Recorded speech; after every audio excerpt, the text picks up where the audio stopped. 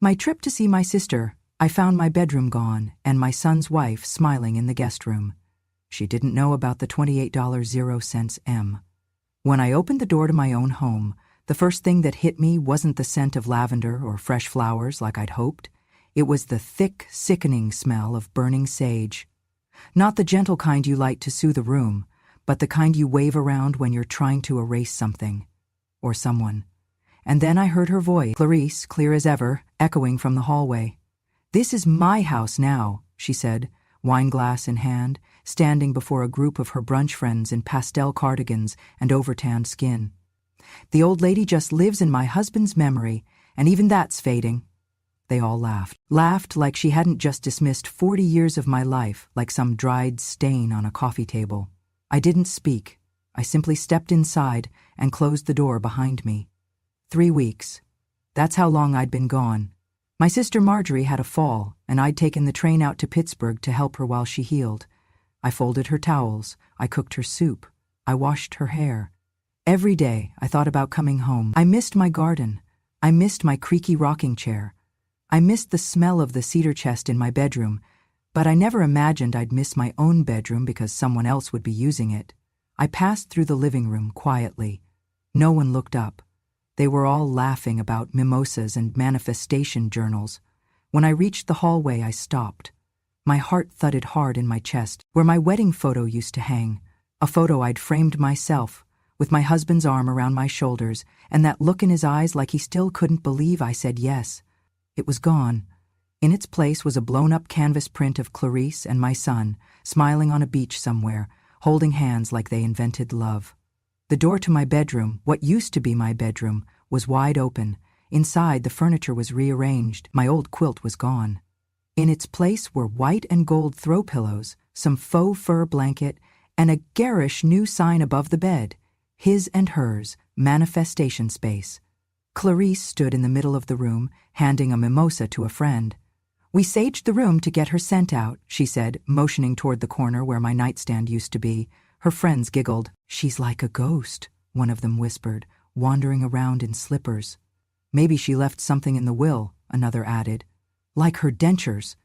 "I manifest her fading out," said a third, sipping her drink and curling her legs up on the bed I used to pray beside every night. I didn't say anything. I stepped back and made my way to the living room. My suitcase, the same one I'd packed for Marjorie's, was still sitting by the door. Nobody offered to take it. Nobody noticed. Later that night, Clarice told me she'd converted my bedroom for positive energy realignment and that it had become a healing space for her and my son. "You can sleep on the couch, Evelyn," she said, motioning to the stiff, floral sofa I hadn't sat on in years. "It's actually better for circulation at your age." She smiled like she was offering me a blessing. I turned to my son, but he was busy texting. He mumbled, "It's just temporary, Mom," without looking up. I stood there for a long moment, holding on to my suitcase handle with both hands. I didn't ask for the room back. I didn't argue. I just nodded. That night I lay on the couch, curled under an old Afghan that barely reached my feet. My lower back ached, and the lamp buzzed with a low electric hum. I heard them laughing from down the hall. My room, her room now, glowed under candlelight. The next morning, Clarice handed me a bottle of green juice and said, "Brunch starts at 11. Try not to be seen, okay? My friends are into minimalism." Minimalism. That's what I'd become. An object to minimize.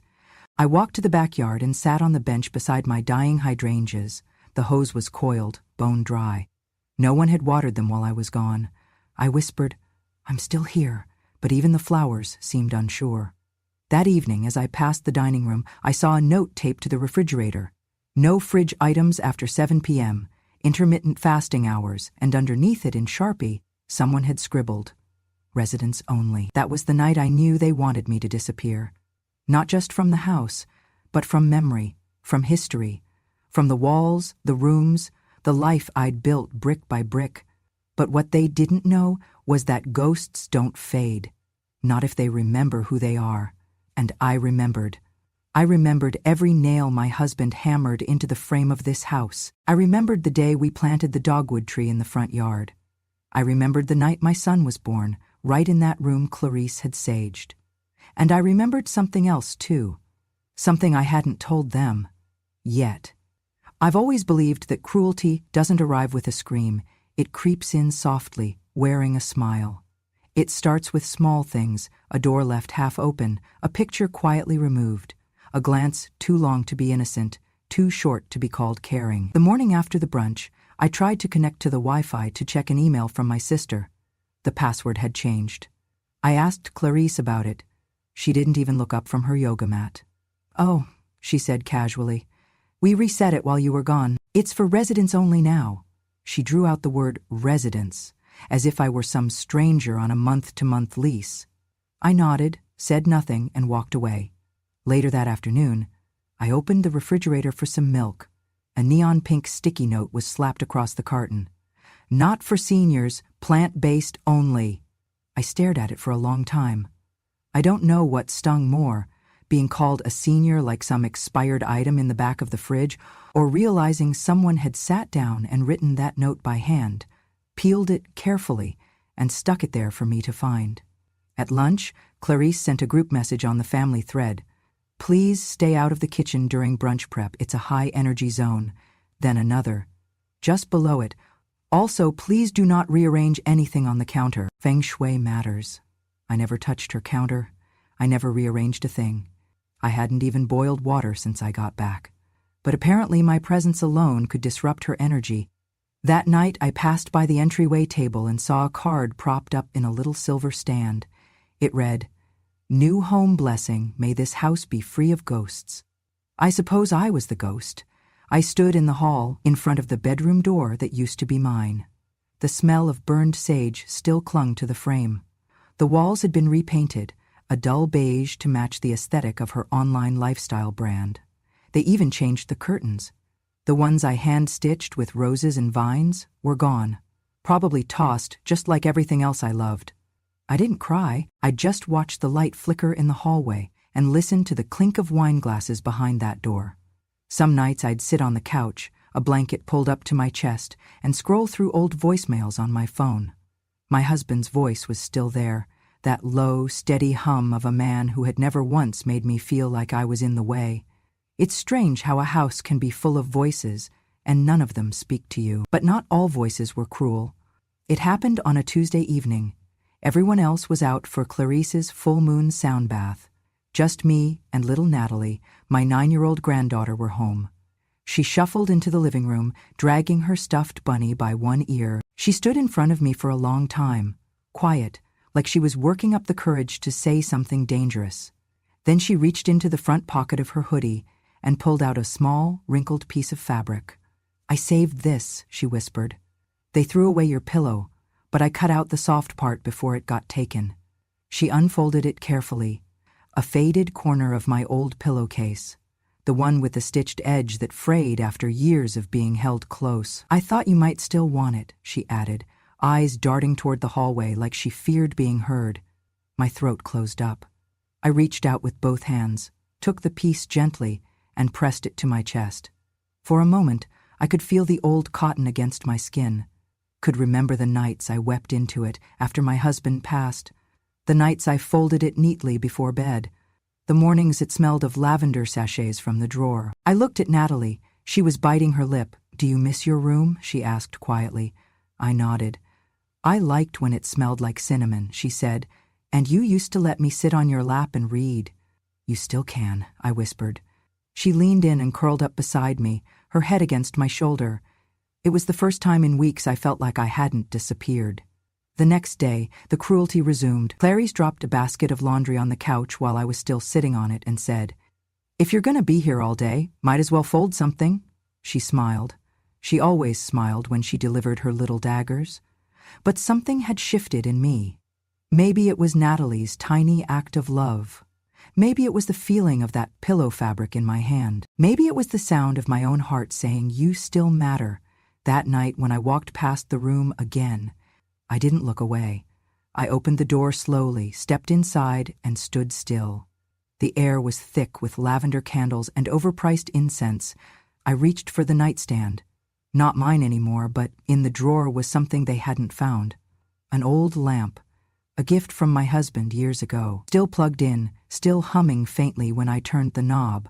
They thought it was just a lamp, but I remembered something about it they didn't, and suddenly I wasn't afraid anymore.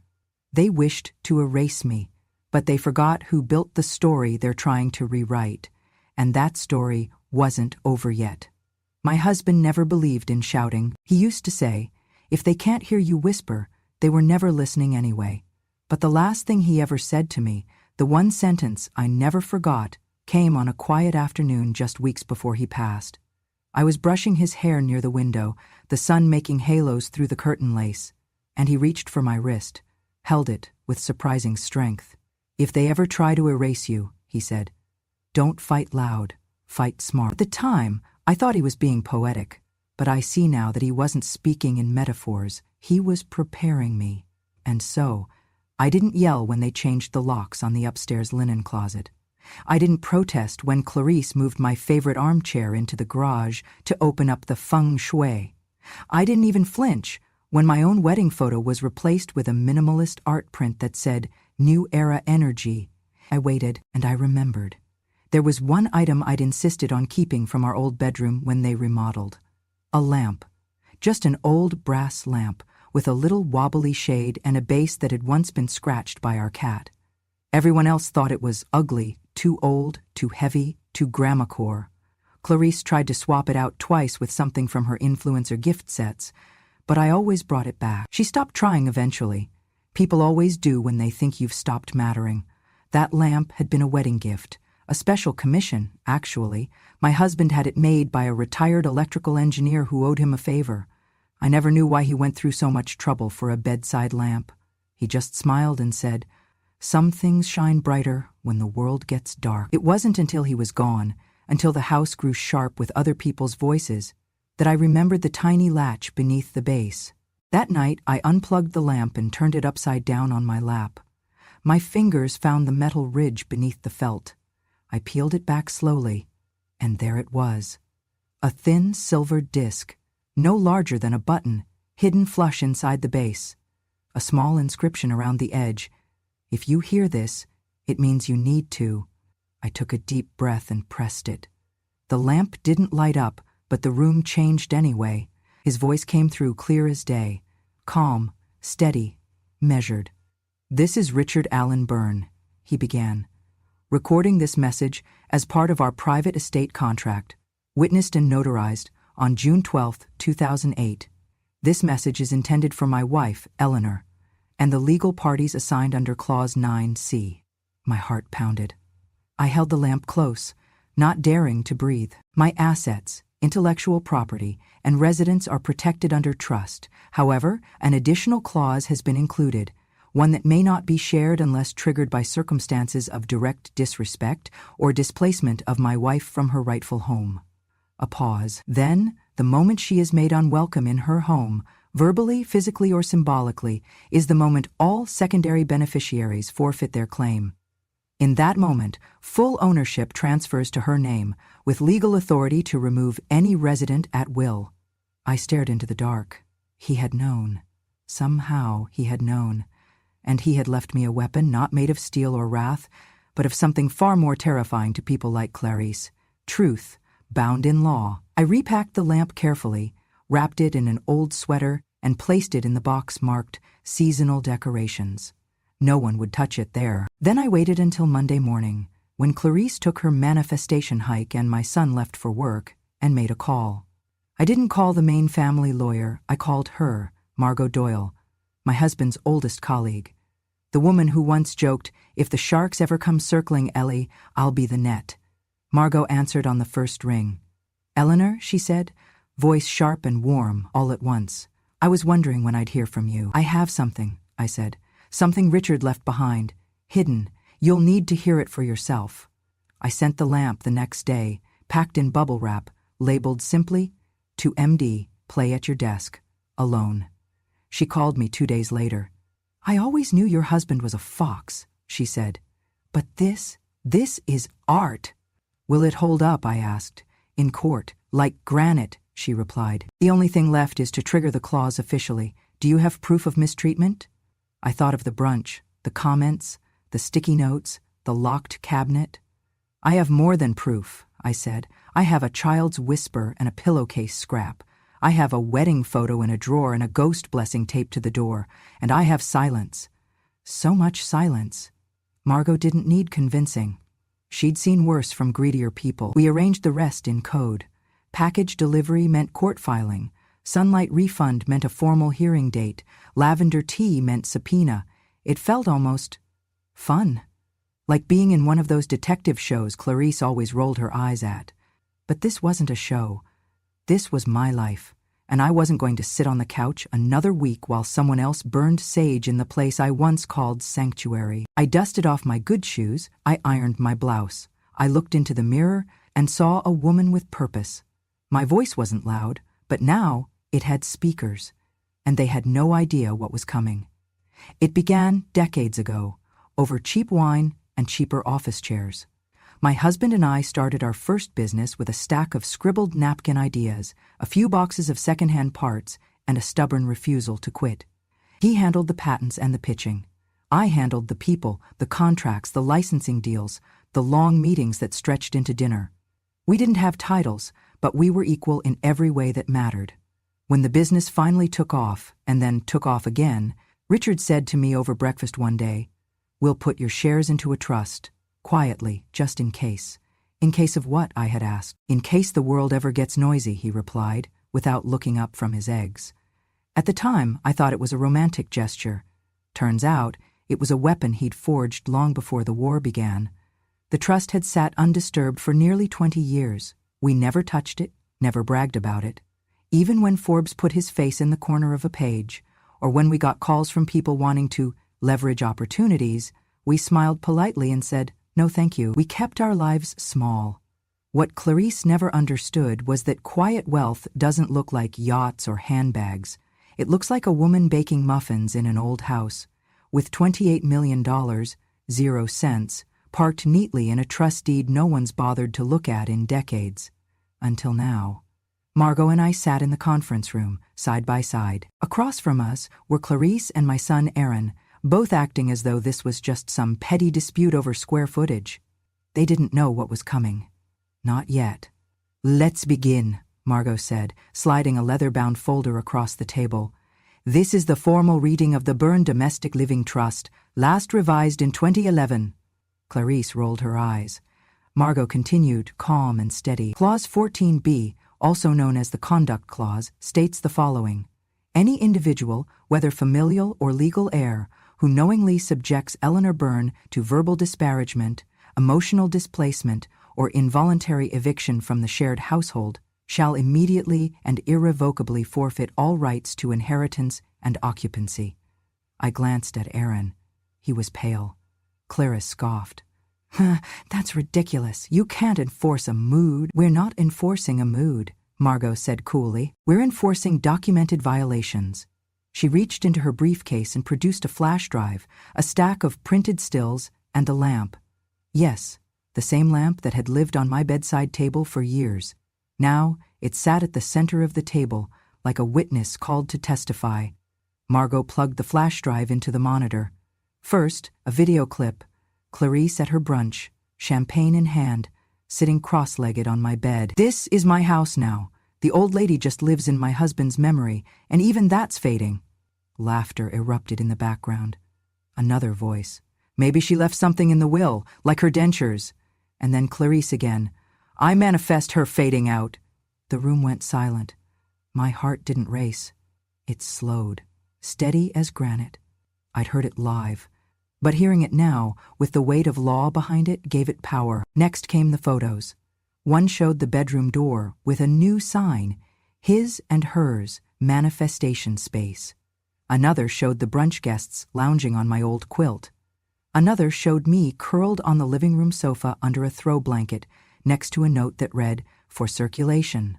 Finally, Margot picked up the lamp. This lamp contains a digital audio recording made by Richard Byrne, dated and time-stamped June 12, 2008, in the presence of notary Marion S. Klein.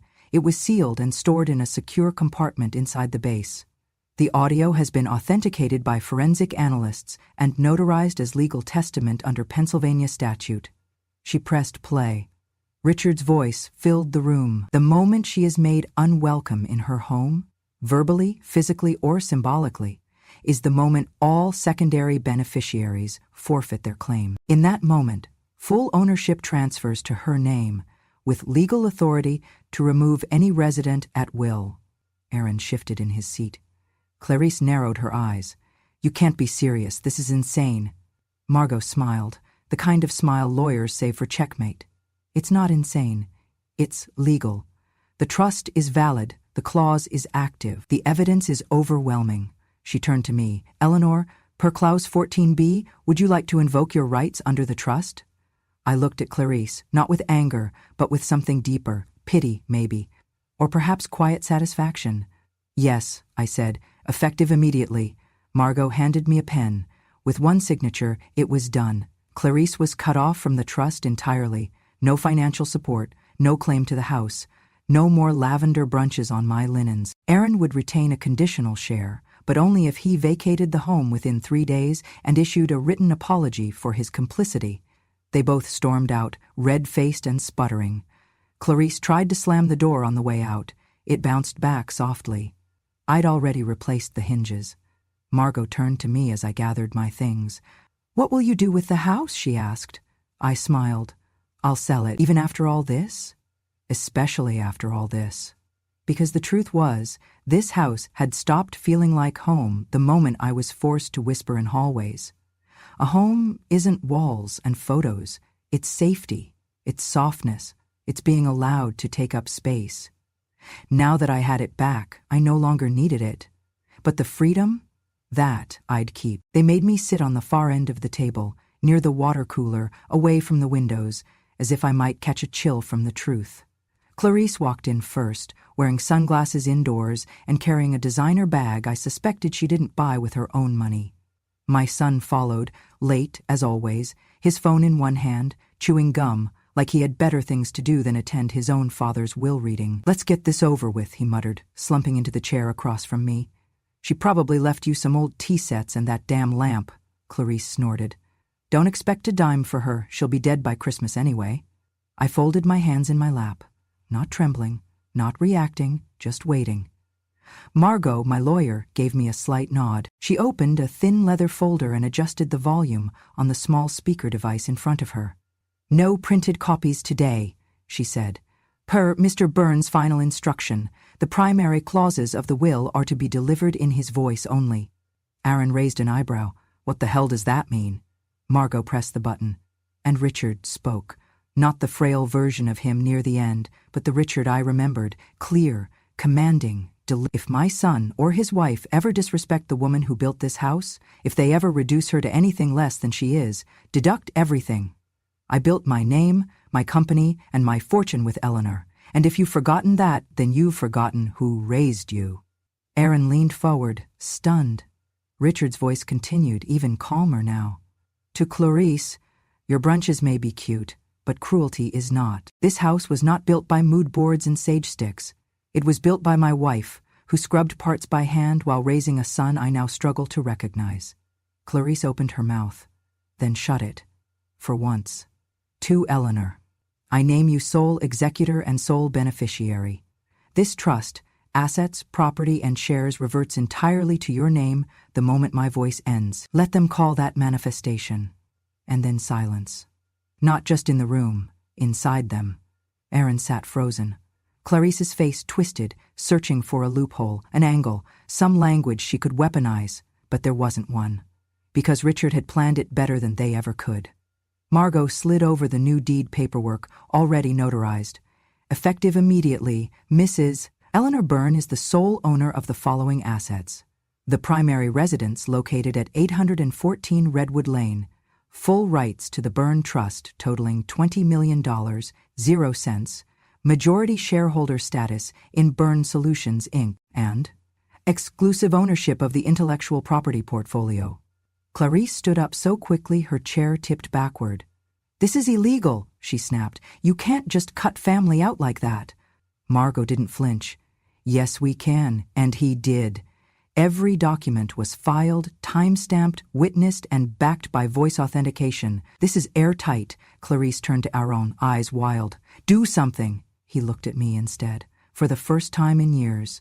You knew about this? He said, voice low. I knew about the lamp, I said softly. But the rest? No, I didn't ask for it. He just remembered. Clarice grabbed her purse and stormed out. Aaron stayed seated, eyes hollow. You could have told me. I could have, I agreed, but would it have changed how you treated me? He didn't answer. Instead, he stood up, slow. Do you want me out by tomorrow? You have 3 days, I said. That's more than you gave me, he nodded. No fight left in him. When he left the room, the air shifted. Margot leaned back and exhaled. That's the first time I've seen a clause like that executed cleanly. I smiled faintly. It wasn't written out of anger. No, it was written out of memory. Richard remembered who I was before they tried to erase me. She began organizing the papers. What will you do next? I'm going to pack my lamp and my little chair, and then, I said, standing, I think I'll go home and start looking for a buyer. Margot paused. You're selling the house? Of course. You just got it back. Exactly, I said, and that's all I needed, to know it was mine before I chose to leave it. At the door I paused and looked back once more at the conference table, at the empty chairs, at the silence they left behind. They thought they could manifest my absence, but all they summoned was my return, and now I was the one holding the pen. The court order was clear, no debate, no appeals. You have 72 hours to vacate the premises. I didn't need to read it again. I watched Aaron's face as the bailiff handed him the document. He didn't blink, just stared at the official seal like it might melt if he looked long enough. Clarice, on the other hand, exploded. This is abuse, she screamed. She's abusing the system. She's abusing us. I stood silently, my coat buttoned, my hands folded, the same way I had stood quietly in the hallway 3 weeks ago while she sipped wine on my bed and called it the rebirth suite. Now the bed was mine again. And the rebirth? Mine too. Aaron stepped forward, slower this time, his voice softer than I had heard in years. Please, Mom. It was just a joke. All of it. We didn't mean it. You know, Clarice, she talks big, but... I turned my gaze to him. I let the silence sting for just a moment longer. You joked, I said, each word precise. The will listened. He dropped his head. The sound of paper fluttering to the ground filled the room. Clarice was next, her mascara already smeared, her hands flailing like a drowning woman clinging to furniture. You're heartless, she sobbed. We welcomed you back. We let you stay. You let me sleep on a sofa in the house I built, I said. You covered my face in sage and called it a blessing. I gave you a home. You gave me hell. She gasped, but no more words came out, only a shrill sound that even the chandelier winced at. I turned and walked down the hallway of my own house. The walls were still painted beige, her favorite shade of bland. But the light felt different now, warmer, clearer. Room by room, I reclaimed what had been taken. In the dining room, I reached for the sideboard drawer. Inside were my embroidered napkins, hidden beneath Clarice's gold-trimmed ones, as if my stitches weren't good enough for wine glasses. In the study, I opened a drawer labeled with a sticker that read, Manifestation Books Only. I smiled, peeled the sticker off, and placed it in my pocket, and then I entered the master bedroom. My bedroom. The rebirth suite, as she'd called it. I stared at the vision board she'd hung above the headboard, filled with magazine cutouts and phrases like, This year is mine, and Claim it, girl. I ripped it down in one motion. As I folded the torn poster board, something caught my eye. Dozens of post-it notes still stuck to furniture, vases, drawers, each scrawled with a thick marker. This one's mine. This one too. Mine. Manifested by C. I went room by room, pulling off every last one. In the kitchen, this Dutch oven is mine. In the hallway, C's lamp. Don't touch. On the mirror, her reflections fading, mine just beginning. I didn't cry, not once. I placed them all in a brown envelope, sealed it shut, and set it on the couch. Yes, the one I used to sleep on. I labeled it with a single word, returned. Later that evening, Aaron knocked gently on my door. He didn't come in until I told him to. He stood there, wringing his hands like a schoolboy caught lying. "We'll go," he said. "I just wanted you to know, it didn't start this way. We didn't plan to be cruel." I nodded. "But it ended that way." He looked down. "I miss Dad." "I do too," I whispered. "But missing someone doesn't give you permission to become someone they'd hate." He nodded again, slower. "Do you need help packing?" I asked. "No, we'll be out by Friday." He left quietly. Clarice didn't say goodbye, and I didn't expect her to. That night I made tea with my favorite porcelain cup, the one I found stuffed in the back of the pantry with a note on it that said, "Too old ladyish." I sat by the window. The lights from the garden flickered softly, just as Richard had designed them decades ago. Motion-activated, solar-powered, efficient. "Always leave something behind that works without you," he used to say. I think he did. And now, so will I. I sold the house the next morning. No second thoughts, no tours, no waiting. I signed the papers with a calm hand while Clarice was still shrieking into her phone on the front lawn. And Aaron stood beside her, empty-eyed, watching everything slip through his fingers. I didn't look back. Within 2 weeks, I was living in a quiet little apartment near Central Park in New York. 1 bedroom, a small kitchen, a balcony with just enough room for a rocking chair and a potted plant. It wasn't grand, but it was mine. Mine, not borrowed, not tolerated, not walked around like I was invisible. Every morning, I took walks through the park. I watched dogs chase pigeons. I listened to the sounds of violins from buskers beneath the trees. I started reading again, real books, the kind with folded corners and no deadlines. No one interrupted. No one told me what I couldn't eat or where I could sit. It was the kind of silence that heals, not the kind they gave me before. I thought about how easily they had tried to erase me, not with cruelty alone, but with performance, with brunches and hashtags and phrases like, "good for circulation at her age." It wasn't just Clarice. It was the world she represented, one that smiles while it quietly rewrites you out. So I did something with the silence. I used it to start something new. I took $2 million, 0 cents, from the inheritance and set up a fund called Women Who Were Erased. It's small, for now, but it's real. The fund offers legal counsel, emergency housing, and emotional support for elderly women discarded by their families. Women who are told they're too much or in the way. Women who are mocked behind their backs while standing right there. Women like me, but not anymore. My name isn't on the foundation plaque. I don't want it to be. Let the world think it came from nowhere, just like they once thought I did. But there's one thing I kept. Taped to my fridge door, above the grocery list, is a note from my youngest grandchild, written in crooked block letters with a pink glitter pen. "Grandma, 1 mean lady, 0.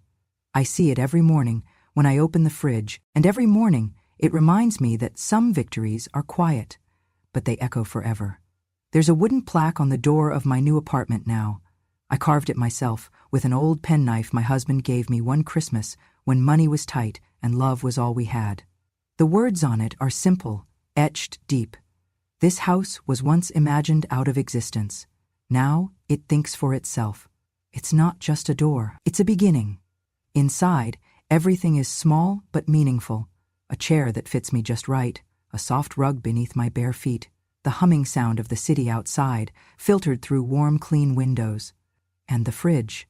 Right there on the fridge is the note from my granddaughter, written on pink paper, her letters uneven, glitter smudged in the corner. Grandma, 1, mean lady, 0. I didn't tape it there, she did. Quietly when her mother wasn't looking, during one of her last supervised visits. She hugged me tight that day, whispered, "I'm proud of you," and tucked a tiny origami heart into my coat pocket. That night I sat in my armchair with the city lights flickering outside, like stars I could almost touch, and I let myself cry, not from pain, but from release. For all the times I had swallowed words, turned the other cheek, made myself smaller so others could feel big, not anymore. I drink coffee in silence now, not silence out of exile, but silence I choose. I stretch when I wake up, I light candles when it rains, I think out loud. I think about the versions of me they invented, ghost, burden, fading memory, and then I remember. None of those were ever mine. I was never fading. I was watching. I was waiting for the right moment, and when it came, I didn't raise my voice. I raised the will. I raised the truth. I raised myself. Now, when the wind rattles the windows and the world outside forgets to be kind, I stand at my doorway, run my fingers across the carved wood, and say to no one and everyone, they thought I was fading, but I was just waiting for the right moment to think out loud. If this story moved you, made you think, or reminded you of someone who deserves better, you're not alone. At Grandma True Stories, we tell the truth behind closed doors, the kind of truth that whispers, endures, and sometimes roars when the time is right. So if you believe in second chances, in quiet strength, and in justice that doesn't always knock, it sometimes carves its way in, then this is your home too. Subscribe to Grandma True Stories and hit the bell so you never miss a story that matters. Because every grandma has a story, and some of them will leave you breathless.